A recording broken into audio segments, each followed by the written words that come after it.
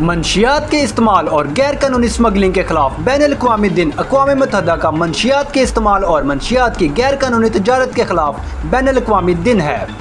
یہ 1989 سے ہر سال 26 جون کو منایا جاتا ہے۔ 26 جون کی تاریخ لین زکسو کے ہیومن گوانگڈونگ میں افیون کی تجارت کو ختم کرنے کی یاد منانے کے لیے ہے، جو چین میں پہلی افیون کی جنگ سے عین قبل 25 جون 1839 کو ختم ہوئی۔ یہ پابندی جنرل اسمبلی کی قرارداد 42/112 کے 7 دسمبر 1987 کے ذریعے قائم کی گئی تھی۔ 26 جون 1987 کو دو اہم نصوص منشیات کے استعمال پر قابو پانے میں مستقبل کی سرگرمیوں کا جامع کثیر الشبہ خاکہ اور منشیات کے استعمال اور غیر قانونی اسمگلنگ پر بین الاقوامی کانفرنس کا اعلامیہ منشیات کے استعمال اور غیر قانونی اسمگلنگ پر بین الاقوامی کانفرنس میں اپنایا گیا، جس کی سفارش 1728 جون ویانا میں ہوئی تھی۔ منشیات کے استعمال اور غیر قانونی تجارت کے خلاف جنگ کی اہمیت کو اجاگر کرنے کے لیے ایک سالانہ دن منایا جانا چاہیے۔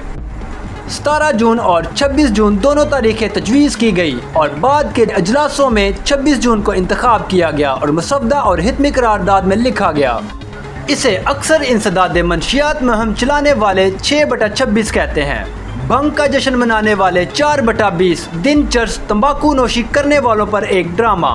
اقوام متحدہ کی 2007 کی ورلڈ ڈرگ رپورٹ نے منشیات کی غیر قانونی تجارت کی مالیت سالانہ 322 بلین امریکی ڈالر بتائی گئی ہے۔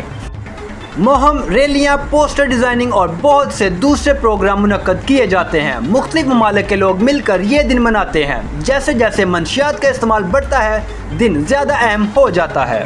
معلومات کا قابل اعتماد ذریعہ CRC، جڑے رہیں CRC کے ساتھ۔